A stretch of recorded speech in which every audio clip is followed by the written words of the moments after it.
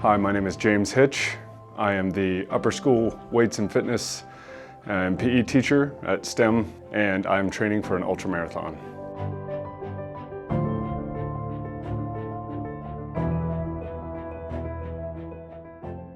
What is an ultramarathon? An ultramarathon is defined, as I understand it, as any distance beyond a marathon, which would be 26.2 miles. So an ultramarathon, the most popular distances or common distances are 50 kilometers, 100 kilometers, 50 miles, and 100 miles. The ultramarathon I'm training for at the moment is called the Prairie Spirit 50 miler. The Prairie Spirit 50 miler is a 50-mile trail race on a rail trail, which is just a trail that has been established on an old railroad grade. And this race that I'm training for is in Ottawa, Kansas. So eastern Kansas should be about 900 to 1,000 feet of elevation. For this race, I am trying not to expect all that much and just do my best to go out there and take it mile by mile. I am hoping to run under 7 hours and 30 minutes. On a great day, I'd like to be able to run under 7 hours, but how that shakes out will be determined in a few weeks. I'm looking forward to a flat race that will be an easy race to be crewed at. I will have my parents there who will be able to crew me, which is helping me at aid stations, give me water, gels, food, calories, etc. And I'm hoping to go out there and set a 50-mile personal best and just give it all I have and pour it out on race day. Why do it? Why not do it? The old Socrates quote goes something to the effect of, "What a shame it is for a man to grow old without knowing the beauty and strength of which his body is capable."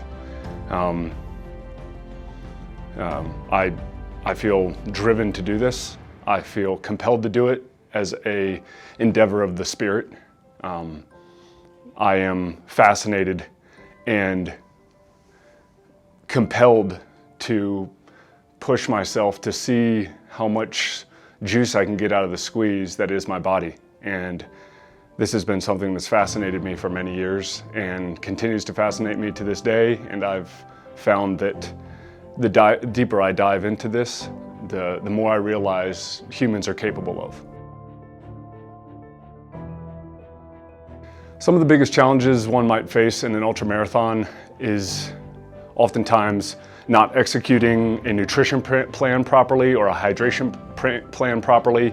Some of the best runners in the world can go out for several hours without food and water, but once it becomes greater than 4 or so hours, executing nutrition in a dialed-in fashion, in a sophisticated and refined fashion, will amplify your ability to run hard for longer. And so there are logistics that go into being able to execute a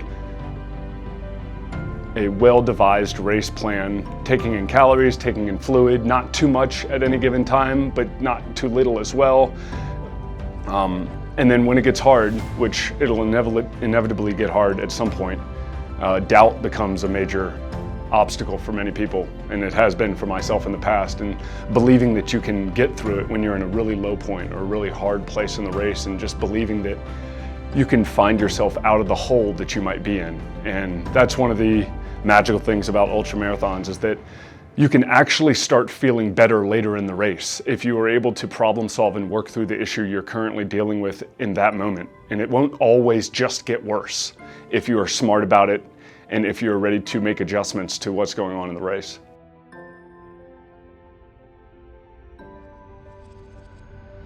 Pursuing ultramarathons and climbing the mountains has been one of the most gratifying things in my life personally.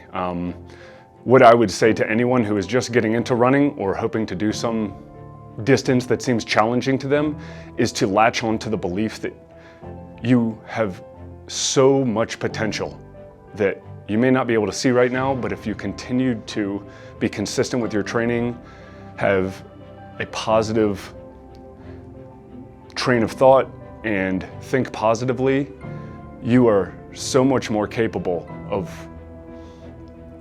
completing very hard things than you might believe in this moment. But you learn as time goes on that leaning into the resistance and having the courage to try when it is incredibly difficult, you will find that there are depths within you that you may not have ever fully imagined.